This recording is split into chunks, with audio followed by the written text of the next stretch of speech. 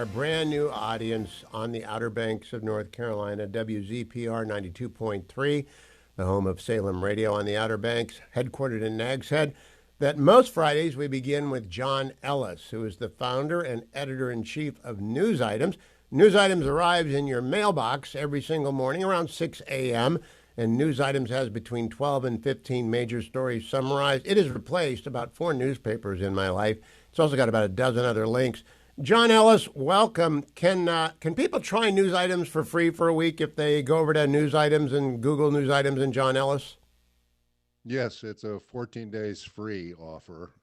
So you get to sample it for 14 days. You do have to put your credit card down, but you can resign or you can, unsubscribe at any time and you get a full refund. So yeah, go I, to the website. I'm telling everyone News in Nags Head and the outer, they will not unsubscribe. It's the most important thing I read every day. At the end of every week, John sends me a collection of stories which he thinks are the most interesting of the week. And I am fascinated, John. We'll get to all 4, but I want to start with trontinemab because my father-in-law died from Alzheimer's, and it's not a good way at all. Yeah, there's this story came from the Daily Telegraph, which is a UK broadsheet and conservative newspaper in the UK, and it's one that I thought would get an enormous amount of pickup, and so far I haven't seen that. But I will read directly from the first paragraph because it's really an important story, and it goes like this: a new drug could halt the progression of Alzheimer's disease. Trials suggest the treatment, which is called trontinemab, could be the most powerful weapon yet against dementia. Research will now examine whether the drug should be given to those without any symptoms in order to prevent the disease. Results presented at the Alzheimer's Association International Conference in Toronto found the, quote, game-changing treatment can clear the devastating plaques associated with Alzheimer's far more rapidly than any current licensed drug. 9 in 10 patients prescribed trontinemab experienced amyloid clearance within 28 weeks, meaning visible markers of disease had vanished. I mean, if that is what you... Yeah, John, that is a assuming, huge story. yeah, it's a huge story, and if you assume that this is they're down the road, they're not at the end point of Alzheimer's research and quote cure, then based on this, you would say in 3 to 5 years they will have at least a drug that mitigates Alzheimer's, and at some point in the near future, one that probably eliminates it. So it's just a spectacular. Over a decade ago, I had dinner with the head of the Brain Research Institute at the University of California, Irvine, and I asked him if they could ever get rid of these amyloids, the tangles that occur. Would people recover their ability to think, and would they have just been like Rip Van Winkle? And he said, that is the great unknown. We don't know. But this drug might do it. I imagine the demand for it's going to go through the roof if it works, if it's approved. Yeah, I mean, ordinarily when you read stories like this, you look and the sourcing seems a little sketchy, or the conference where it was presented is not the most prestigious conference. But in this case, the medical researchers involved are of the highest ranked, and the conference itself is arguably the most important Alzheimer's conference every year. So we'll see. There's going to be a lot of follow-up, I'm sure, in all sorts of other newspapers and scientific journals. So it's something that we'll be covering. It's a huge story. I read about it first in News Items, and I do not get the Telegraph anymore, so I'm appreciative of that. Let me then turn to Gallup, another organization with extreme credibility, with a report on thriving around the globe. How do you summarize it, John?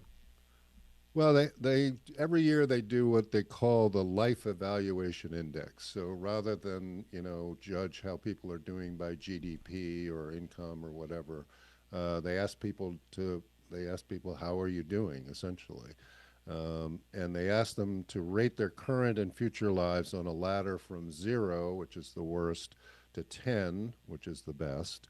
And those scoring 7 or better for the present and 8 or better for the 5 years ahead are said to be thriving. And I will read directly from their report. Worldwide, people in more countries are living better lives and expressing more hope for the future than they have in years.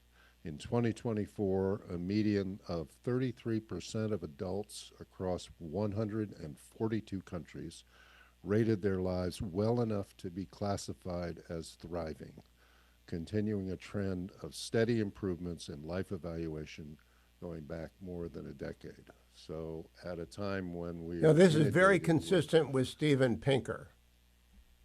Now, yeah, Steven yeah, Pinker is always telling us things are much better than we read in the news, and this yeah, would corroborate that, or is it too much to yes. say corroborate?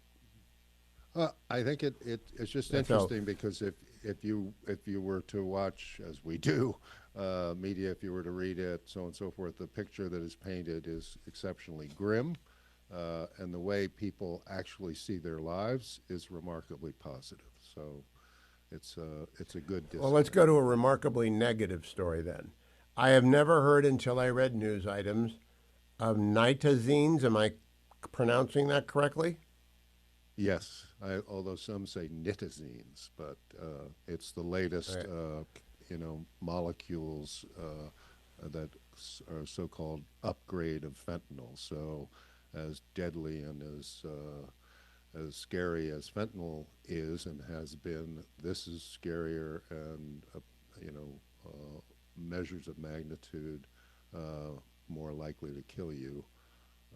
And that's what the cartels are flooding the United States with. And guess what? The precursor chemicals come from China. These have been found, I'm reading from John's news item. These have been found mixed into heroin and other recreational drugs, counterfeit painkillers, and anti anxiety medication. Their enormous risk is only dawning on authorities. They kill. John, I've never understood the logic. Why would the cartels want to kill their customers?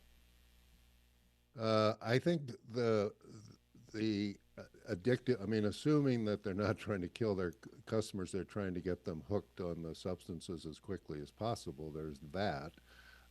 From the China's point of view, there was an opium war at the beginning of the last century, which they're still angry about, and this is their reverse opium war on the United States. It's not people, people say that and you say, well, that's not true. But it's absolutely true. And it's been referenced in Chinese propaganda, memory of the opium wars of, the early part of the last century.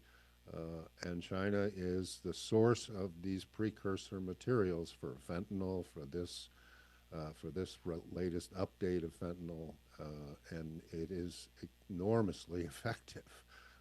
I just would never have 70,000. imagined a drug worse than fentanyl, but it is, and that's bad news. Now let's go to a Yeah. piece that will get a lot of people to look up. The top of the market question mark. Now I don't trade. I'm an investor, so it goes up, it goes down. I think at my age I've been through 5 busts. When you say the top of the market and you're going off of Figma, which is a Palantir like a rise in valuation, now at 55 times revenue, the bankers expect Figma to generate in 2026. Is that the froth? Is that what comes before the storm?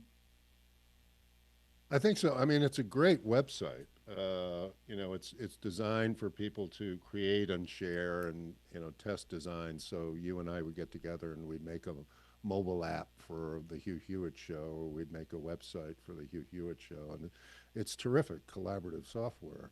But 55 times future revenues, not future earnings, but 55 Whoa, times future whoa. revenues in 2026 is probably over the top a little bit. And I remember talking to Rupert Murdoch. I used to work for Rupert, and I remember talking to him when he had sold the entertainment assets of Fox Corporation to Disney. So he sold the movie studio, etc. And I asked him why he chose to do that, and he said the market is a bit toppy. A bit toppy. A bit toppy. And when you read a story like this, I think of Rupert sitting in his chair, having sold the entertainment assets. Well, Fox. Figma is a bit toppy at 55 times revenue, not earnings. I misread that. John Ellis, always good to see you again.